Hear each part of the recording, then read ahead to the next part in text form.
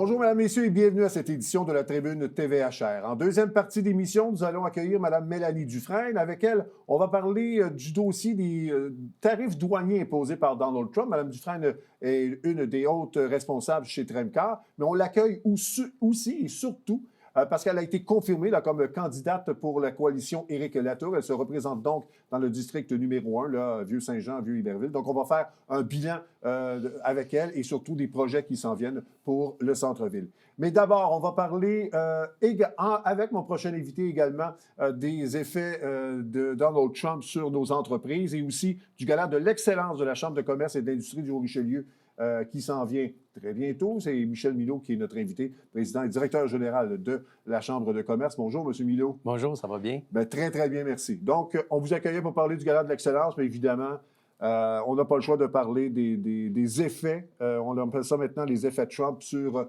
nos entreprises. Vous avez participé cette semaine à une rencontre là, avec NextDev, justement. Vous étiez un des intervenants là, pour établir un plan d'action. Sans nous parler du plan d'action qui sera élaboré, parce que de toute façon, on va recevoir M. Jeannot la semaine prochaine pour nous en parler. Mais qu'est-ce que vous tirez de cette réunion-là et quels seraient les effets là, sur nos entreprises si jamais, là, parce qu'au moment où on enregistre, là, les tarifs douaniers ne sont pas encore officiellement en vigueur, mais quel effet ça pourrait avoir? Bien, c'est sûr que ça va avoir des effets sur 40 de nos entreprises manufacturières qui exportent aux États-Unis. Donc, ça va avoir deux effets également. On l'a déjà vu aujourd'hui. Là, le dollar américain il a commencé à baisser, là, le dollar canadien versus l'américain, je veux dire. Il a commencé à diminuer. Donc, ça aussi, ça a un impact. Donc, les entreprises qui exportent vont avoir la décision à prendre de dire est-ce qu'on diminue nos exportations pour amoindrir le coût ou est-ce qu'on augmente de 25 nos produits afin d'aller chercher le 25 qui nous est imposé parce que c'est sûr qu'ils ne vont pas le prendre sur le marge de profit brut. Là, ça n'existe pas, cette histoire-là. Donc, puis pour qu'est-ce qui est du commerce de détail, ça va être à moyen terme là, avec le dollar américain qui va venir faire une augmentation là, sur les prix à la consommation. Parce que comme je le mentionnais avec des invités cette semaine aussi, l'impact est là parce qu'on est à la frontière avec les États-Unis. Donc, nos entreprises font beaucoup affaire avec les Américains. Donc, ça a un impact direct là, sur le chiffre d'affaires des entrepreneurs ici. Là. Oui, puis la plupart des manufacturiers exportent avec les États-Unis. Très peu exportent avec l'Europe, tu sais. Donc, puis se revirer de bord de dire, bien, on va mettre les États-Unis de côté puis on va aller exporter ailleurs. Marché, c'est des mois, même années de travail avant de réussir à développer ça. Donc, on est vraiment à la merci là, de cette décision-là qui est en train de se prendre. Puis on espère que on va avoir un résultat positif pour le Canada. Donc, vous êtes confiant là, que le plan d'action qui sera déposé, là, qui sera présenté par NextDev, là, va combler les besoins des entrepreneurs? Bien, combler, peut-être pas, parce que, tu sais, il y a une hausse de 25 mais au moins, on va faire tout ce qu'on peut, on va mettre de la pression. En fait, pour freiner, pour atténuer les impacts. Oui, c'est ça. Mais on va mettre tous nos réseaux, chacun, parce que la ville est là, la MRC est là, donc on va mettre tous nos réseaux ensemble pour dire, bien, on va mettre une pression vers le gouvernement des États-Unis pour dire, un instant, là, on arrête cela. Puis, présentement, je trouve que nos deux gouvernements ils ont pris des bonnes décisions en imposant des 25 également. Ça va faire réfléchir. Il va y avoir une pression de l'autre côté également. Là. Les Américains, ils ne sont pas contents. Là. On l'a vu ce matin là, en Californie, là, qu'il n'y a pas de travailleur temporaire qui est rentré pour faire la cueillette des fruits et des légumes. Il va y avoir de la pression de l'autre côté. Bon, c'est clair. On va maintenant parler du sujet principal, le 60e gala de l'excellence qui aura lieu donc le 6 juin. C'est la période de mise en candidature là, est officiellement lancée. Oui, depuis jeudi, c'est lancé, donc c'est jusqu'au 14 mars 2025, 23h59, puis je répète l'heure parce que à tous les années, on est obligé de refuser des cahiers parce que ça rentre à minuit 1, minuit 2, minuit 3. Donc, jusqu'au 14 mars, là, 23h59. Bon, il y a plusieurs catégories. Là. Il y en a 15. Je pense que j'ai préparé un tableau, justement, des catégories. Mais peut-être nous parler un peu là, des choix des catégories et qui on peut retrouver, justement. Bien, oui, on a 15 catégories. On a encore le tourisme, on a encore le commerce de détail, l'industriel, le développement durable.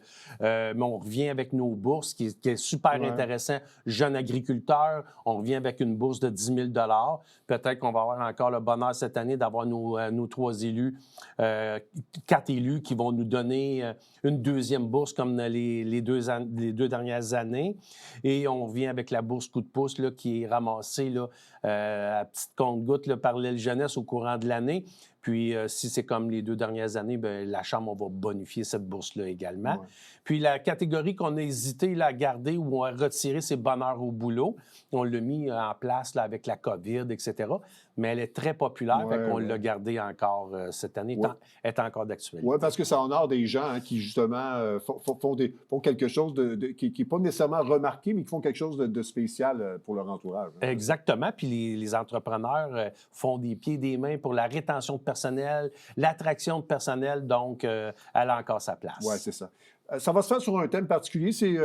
D'ailleurs, vous avez le logo, c'est donc coup d'éclat pour le 60e anniversaire du gala. Hein? Exactement. Bien, on voulait faire quelque chose de différent cette année. Fait que ça va être en couleur, en lumière, paillettes, nœuds papillons. Fait que ça va être vraiment flyé comme gala de l'excellence. C'est ça. On n'en sait pas trop parce que je pense que le gros dévoilement là, du déroulement de la soirée va se faire au mois d'avril. Mais est-ce que ça risque d'être un peu plus grandiose que les autres années parce qu'on souligne un 60e, justement?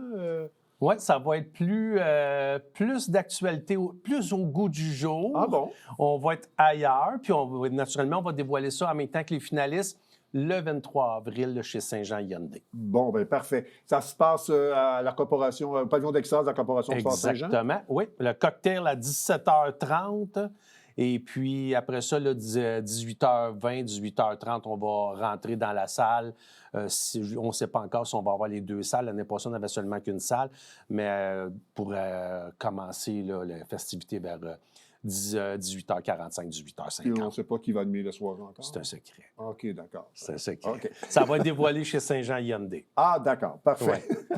Parmi les autres dossiers aussi, il y a une activité qui s'en vient. Là, c'est le dîner rencontre des jardins avec la mairesse André Bouchard. On a reçu Mme Bouchard plus tôt cette semaine. Peut-être nous en parler, puis peut-être expliquer aux gens un peu comment ça fonctionne.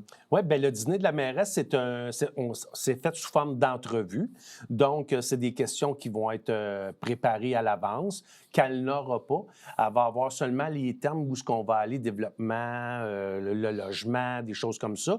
Mais c'est sous forme d'entrevue, c'est spontané. Et puis, elle aussi a fait une petite mise à jour aussi de son petit bilan. Puis, période de questions pour les gens qui sont dans la salle. On attend entre 160 et 200 personnes. Ça, c'est des exercices que vous faites à tous les ans, ça? Oui, on fait ça toutes les années, oui. À tous les mois de février. Habituellement, c'est février. L'an passé, on l'avait fait à la demande de la mairesse au mois d'avril. Okay. Mais oui, c'est février, on fait ça. Puis, ça se passe bien? Il n'y a pas... Non, ça se passe très bien. C'est fait de façon professionnelle et humaine. Puis c'est pas... on ne fait pas ce dîner-là pour faire des pièges. Non, c'est ça. Tu sais, de mettre... Je le disais à la blague, mais c'est ça. Mais mettre quelqu'un en boîte, là, peu importe c'est qui est à la mairie. Loin de là, on n'est pas comme ça. Non, c'est ça. Donc, les gens qui veulent avoir de l'information peuvent aller sur le site de la Chambre pour... Il y a quelque chose aussi qui s'en vient, je pense, avec la ministre Christine Fréchette, là, très bientôt. Oui, le dernier vendredi du mois de février, Mme Fréchette va venir nous entretenir sur l'économie. J'avais une entente avec M. Fitzgibbon, mais il a démissionné avant de venir dans le Haut-Richelieu. Donc, j'ai poursuivi mes demandes là, à travers M. Lemieux là, pour avoir Mme Fréchette. Donc, c'est confirmé là, pour le dernier vendredi février. Et pourquoi vous teniez à parler soit M. Fitzgibbon ou Mme Fréchette? C'est des dossiers importants pour vous? Bien, tout ce qui est économique, nous, c'est notre ligne d'attaque. Donc, on veut comprendre, on veut connaître ce qui s'en vient également, puis on veut discuter des enjeux pour le Québec au complet, puis Montérégie, etc. Oui, exactement. Il y a aussi un colloque qui s'en vient, je pense, le colloque de développement durable. Peut-être nous en parler puis expliquer un peu aux gens là, qu'est-ce que c'est exactement. Bien, en fait, on a des partenaires, puis c'est une thématique, tout ce qui est sur le développement durable. On a des conférenciers. Exemple, cette année, on va avoir Patrick Selmé avec son Mobicam. Mobican avec sa nouvelle entreprise là, qui est verte, Ouais. qui va faire partie du panel. Puis pourquoi ces gens-là investissent dans du développement durable? Pourquoi ils se tournent vers ça? Puis c'est quoi les effets positifs? Puis c'est de conscientiser les gens au bienfait de faire le tournant vers le développement durable. Donc, c'est... Qu'on parle de l'économie verte, dans le fond, hein, c'est ça? Exactement. On parle de l'économie verte, on parle de tous les avantages d'avoir une bâtisse verte, etc. Puis, on va se le dire, là, il y a beaucoup d'employés qui vont aller vers des entreprises travailler parce qu'ils ont le développement durable à cœur, puis que c'est important, ça fait partie de leur culture. Est-ce que, vous parlez de ça, est-ce que les entreprises, les nouvelles entreprises qui s'installent, est-ce qu'ils sont plus conscientes de ce phénomène-là, de travailler avec le développement durable, l'importance de l'environnement? Vous le constatez de plus en plus? Oui, c'est beaucoup, c'est une grosse tendance, puis c'est une tendance qui est là pour durer, mais l'investissement vaut la peine, il y a des subventions, il y a plein de choses qui viennent en ligne de compte là, dans les décisions qui sont prises. Et puis, bien, c'est une bonne publicité pour l'entreprise de dire, bien, moi, j'ai fait mon tournant vers le vert. Puis, tu sais, tu n'es pas obligé d'y aller à 100 % mais graduellement, avec des petites étapes pour t'en aller vers ça, puis aider la planète, puis aider la relève qui s'en vient, tes petits-enfants, tes enfants, etc. On va en parler plus tard avec Mme Dufresne de la revitalisation du centre-ville. Je ne sais pas jusqu'à quel point vous pouvez m'en parler, mais tous les investissements que l'on fait dans le centre-ville, j'imagine que les entreprises, les commerces de Saint-Jean doivent être ravis, doivent voir ça comme une bonne nouvelle parce que ça revitalise justement le quartier et le secteur. Bien, en fait, tu passes la période de travaux que tu es frustré puis que tu n'es pas content parce que ton chiffre d'affaires, il est entaché puis il est diminué puis tu n'as pas de clientèle. Puis c'est une période qui est très difficile, malgré que la ville, elle soutient par l'aide, puis etc. Mais une fois que tout ça, le but ultime de tout ça, c'est de revitaliser un centre-ville un peu comme Trois-Rivières, un peu comme Vieux-Québec, puis d'avoir des gens dans le centre-ville, puis d'avoir une attractivité dans le centre-ville, ce qu'on avait pu. On venait le samedi puis le dimanche, il n'y avait pas beaucoup de monde, c'était tranquille. Mais c'est ça qu'on veut revitaliser, puis qu'on veut ramener. Puis ça, oui, c'est exigeant, mais éventuellement, ça va être payant. En fait, à long terme, c'est très bon pour les commerces. Oui. C'est ça. Oui. Vous donniez l'exemple de Trois-Rivières. Oui. Je me souvenais d'y avoir été il y a plusieurs années. Je trouvais que c'était un centre-ville qui n'avait pas d'âme, qui vieillissait très mal. Et il y a quelques années, nous sommes allés avec mon épouse et depuis ce temps-là, nous y allons au moins 2 fois par année parce qu'ils ont fait un travail magnifique avec le centre-ville de Trois-Rivières. Et je pense que je vais le mentionner à Mme Dufresne aussi, mais ce qui est fait à la place publique actuellement, là, c'est vraiment très, très beau. Et je pense que les gens qui viennent à Saint-Jean là, découvrent vraiment un très, très beau secteur. Peu de villes peuvent se vanter d'avoir une rivière dans le centre-ville. Oui, exact. Donc, il faut capitaliser. Puis c'est pour ça que les travaux de la rue Richelieu, après ça va être la place du quai. Puis d'avoir une belle vue quand tu arrives en bateau, puis que ça soit attractif, Saint-Jean, puis que ça soit intéressant, puis tu aies le goût de t'y rendre au centre-ville. Mais Trois-Rivières, c'est parti de loin. Ils ont fait une grosse campagne, ils ont fait beaucoup de travail, ils ont choisi les commerces qui allaient au centre-ville. Ouais. Donc, Saint-Jean, on s'en va vers ça, puis il y a beaucoup de travail de la part de la ville qui est fait au centre-ville. Ouais. C'est que, chapeau. Donc, invitation pour le 60e Gala de l'Excellence le 6 juin. Il y aura des détails un peu plus tard en avril. On aura l'occasion de s'en parler, sûrement. Merci beaucoup, M. Milot. Merci, bonne journée. Merci, au revoir. Après la pause, donc, je reçois Mme Mélanie Dufresne. Il sera question de son choix de se joindre à la coalition Éric Latour et aussi de tout le projet de revitalisation de la rue Richelieu. Donc, à tout de suite.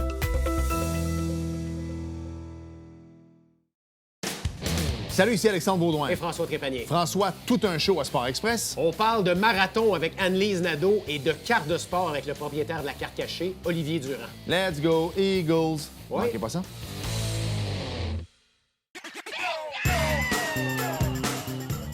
Vous êtes un adepte du bingo? Télébingo vous permet de jouer dans le confort de votre foyer. 4 500 $ en prix à gagner.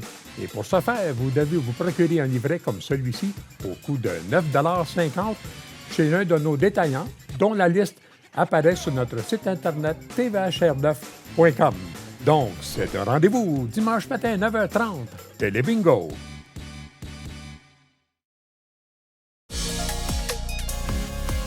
Bonjour, ici François Trépanier. Je vous invite tous les mercredis 17h pour l'émission La Vitrine, où je vous fais découvrir des gens de la région qui se distinguent dans leur milieu. C'est un rendez-vous.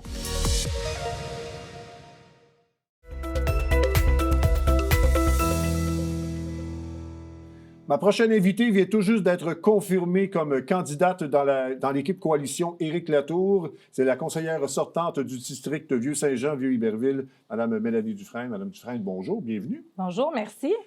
Avant de parler de votre choix d'aller avec l'équipe d'Éric Latour, de faire un bilan, vous travaillez pour Tremcar, vous êtes une haut responsable de l'entreprise. Peut-être un mot sur l'impact que les tarifs douaniers de Donald Trump peuvent avoir sur une entreprise comme Tremcar. Bien, en fait, c'est dramatique. C'est dramatique parce qu'on va subir les contre-coups de tout ça. On va subir les contre-coups de la taxation aussi, la riposte de la taxation du gouvernement canadien. Donc, pour nous, là, on est en train de travailler sur notre plan B actuellement. Oui. Ce que j'ai écouté, entre autres, en 30 secondes, c'est qu'il y a plusieurs produits, là, on parle de 25 mais ça peut aller même jusqu'à 75 parce qu'il y a des produits qui font plusieurs allers-retours aux douanes. Hein? Exactement. Nous autres, au Canada, bon, l'aluminium, l'acier, par exemple, on va exporter le produit brut qui va subir un 25 que nos compétiteurs vont aussi subir. Mais par la suite, les feuilles d'aluminium, les feuilles d'acier inoxydable, qu'on n'a pas d'acierie ici, qui fait cette transformation-là. Donc, on n'a pas le choix de les acheter aux États-Unis, de s'approvisionner de là. Donc, un message important pour notre gouvernement aujourd'hui, c'est pour la contre-attaque sur la taxation, c'est de faire bien attention qu'on est capable de s'approvisionner de cette matière-là chez nous avant de surtaxer, parce que pour nous, le problème va être en double puis en triple. C'est ça. C'est un message qui fait boule de neige actuellement, là, un peu partout.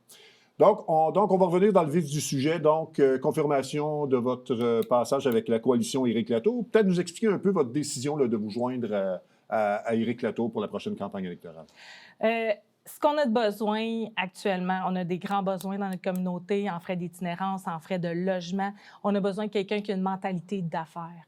On a besoin d'un communicateur. On a besoin aussi d'un gestionnaire qui a géré des cadres, qui a aussi géré des budgets importants.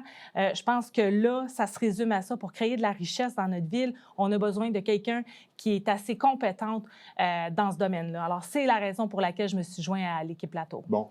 Et quel bilan là, vous dressez de votre dernier mandat là, comme conseillère dans votre district? Parce que je pense que le gros dossier, de toute façon, c'est la revitalisation du centre-ville. Je pense qu'il faut retenir. Oui, c'est la revitalisation. Je suis contente parce qu'on a, en effet, on a exercé le PPU qui fait en sorte qu'aujourd'hui, on est capable de densifier au centre-ville. Or là, il faut mettre des efforts sur nos infrastructures.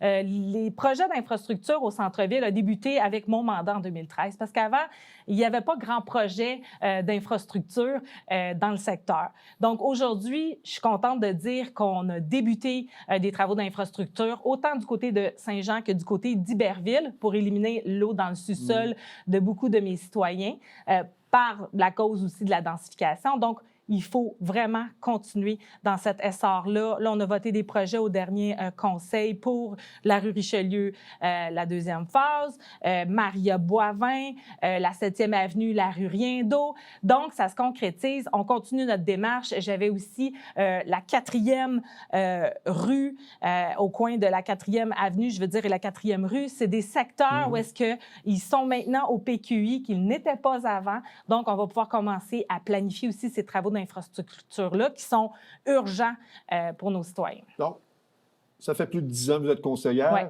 Vous devez être fier de voir ce qui a été fait au centre-ville parce que ce qu'on appelle la bande du canal, ce qui est en face du canal, c'est magnifique. Moi, c'est un endroit où je marche régulièrement et je trouve ça magnifique. Vous devez être fier de ce qui a été fait dans ce secteur-là. Je suis très fière. J'ai même élu domicile sur la rue Richelieu. La plupart des gens qui habitent ici ne veulent plus partir. C'est vraiment important. Puis, tu sais, la clé pour faire vivre notre commerce au centre-ville, c'est d'avoir des résidents qui sont capables de consommer dans ces commerces-là à l'année. Oui, on veut être un pôle récréo-touristique, j'en suis d'accord, mais ça prend aussi des gens qui sont là pour assurer la vitalité du centre-ville. Les gens sont contents. On anime notre centre-ville. Ça ne se faisait pas avant 2013, animer le centre-ville comme on fait. On investit beaucoup d'argent là-dedans et on veut maintenir cette animation-là, être plus dynamique en temps hivernal. Puis, tu sais, il y a aussi toute l'aspect d'ambiance. Tu sais, on a un beau projet qui s'en vient sur la place du Quai. Est-ce qu'il va se réaliser dans 5 ans, dans 10 ans?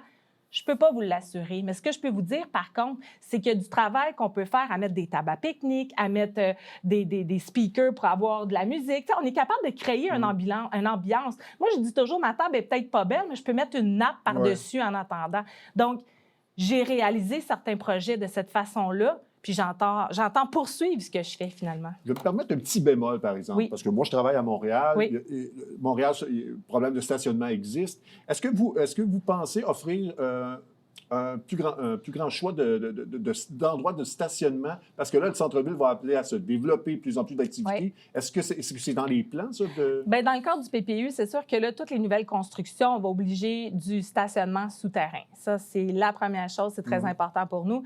La deuxième, c'est de stimuler aussi le transport actif, le transport en commun. On est très déficitaire au niveau du transport en commun, donc il va falloir travailler sur des stratégies pour nous rendre, nous, comme ville, attractifs à prendre l'autobus, puis du même coup, essayer d'éviter d'avoir des voitures au centre-ville. Ouais. Vous parliez de commerce de proximité. J'ai eu la chance de m'entretenir avec 2 entrepreneurs la semaine dernière là, qui vont ouvrir un commerce d'alimentation dans le centre-ville. Ça fait partie des beaux projets pour dynamiser un centre-ville, ça. Mais Monsieur Léon, que vous avez rencontré. Monsieur Léon et Mme Grimard. Oui, c'est le fun parce qu'on a aussi une belle génération de nouveaux entrepreneurs qui y croient au centre-ville. Puis ça, je trouve ça important parce qu'il faut y croire. Si on y croit pas, ben on n'est pas à la bonne place. Mais si on y croit, on est capable de faire des belles affaires. Bien, c'est ce que j'ai signalé dans l'entrevue, d'ailleurs, c'est que c'est ça pour que ces entrepreneurs-là fassent une étude de marché et s'aperçoivent qu'il y a un désir d'avoir ça dans le quartier. Bien, un centre-ville, pour une ville, c'est important. Alors. C'est le cœur. Il y a aussi tout l'aspect historique du centre-ville qui est intéressant. Le fait que les bateaux passent directement en avant, je veux dire, c'est un levier important pour faire débarquer les gens et visiter notre ville. Donc, on se doit d'être attractif. La place du Quai en est la première place de choix à rénover pour quand les bateaux s'en viennent par ici. Ouais. Vous avez fait pension, donc, tantôt. On a annoncé la semaine dernière, là, donc, on va aller de l'avant avec la deuxième phase de la revitalisation de la rue Richelieu. Oui. Investissement de 25 millions. Peut-être nous en parler, parce que ça, c'était dans les plans il y a quelques années à peine, là, mais ça a été reporté. Là. Donc, peut-être faire une genèse de ça. Oui, en fait, ça a été reporté parce qu'il y a d'autres projets qui sont arrivés. Il y a des subventions aussi du gouvernement qui sont arrivées en amont avec ça pour terminer le parc du côté de la rue Richelieu. Il faut comprendre que le 25 millions, ce n'est pas les coûts. C'est vraiment le protocole d'emprunt qu'on a demandé au MAMACH. C'est comme un peu si on va aller à notre banque, on demande jusqu'à combien je peux emprunter pour mon hypothèque. Ouais, ça ne veut pas dire que ma maison va coûter 600 000, mais c'est un peu la même chose. C'est que les travaux ne vont pas coûter 25 millions. On s'est donné la latitude d'avoir un protocole d'entente financier pour ça, mais les coûts, ça reste à venir au dépôt des plans et devis. Bon, qu'est-ce qui va être fait justement dans ces travaux-là, dans cette deuxième phase? Bien, cette année, ce qui est prévu, c'est la rue Richelieu entre le 22e régiment et la rue Saint-Georges, puis la rue Saint-Georges entre du Quai jusqu'à la rue Champlain.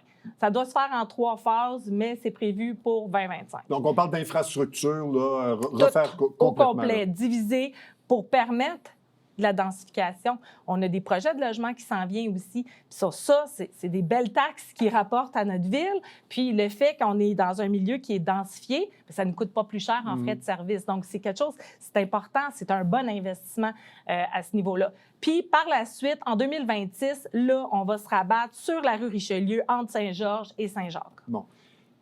Et parmi tous ces projets-là, il y a le rajeunissement de la place publique qui a été fait. D'ailleurs, la reconstruction de la place publique, c'est un peu ce qui a retardé un peu, je pense, la deuxième phase. Il ne faut pas paralyser le centre-ville. Puis c'est un peu ça aussi l'idée de les faire par phase. On a appris des dernières expériences qu'on a eues. Puis aujourd'hui, bien, on va être capable de faire en une saison la rue Richelieu entre le 22e régiment puis la rue Saint-Georges. On les prend en petites bouchées parce que l'idée, c'est pas de fermer pendant 2 ans. Là, ce qu'on veut, c'est qu'on rouvre, on fait les 2 couches d'asphalte, on referme, merci, bonsoir, on passe à un autre appel. Si on décidait de faire la rue Richelieu au complet, bien là, on s'embarque dans des complications techniques, dans toutes sortes d'affaires. Donc, on est mieux de prendre le gros éléphant en petites bouchées. et pas paralyser notre centre-ville Ouais. du même coup. C'est ça. Donc, l'échéancier pour ça, c'est quoi à peu près là, pour cette deuxième phase-là?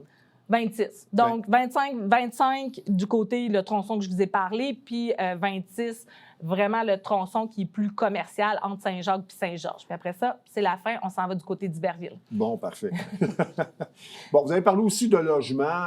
Il y a des projets qui s'en viennent. Peut-être nous parler un peu là, de ce qui s'en vient là, pour les gens qui veulent s'installer dans le centre-ville, là, l'offre qui sera sans doute bonifiée là, et de quelle façon? Bien, j'ai la chance de siéger au CCU. Donc ça m'a aidé énormément à pousser plusieurs dossiers, entre autres le 50 logements au coin de la rue Champlain et Saint-Jacques qui s'en vient cette saison-ci. On a aussi des condos qui s'en viennent au 54 Richelieu, l'hôtel 54 ou 52. Ouais. Ça dépend de comment on veut l'appeler. Mais bref, il y a des logements. La démolition s'en vient en février, je crois février-mars.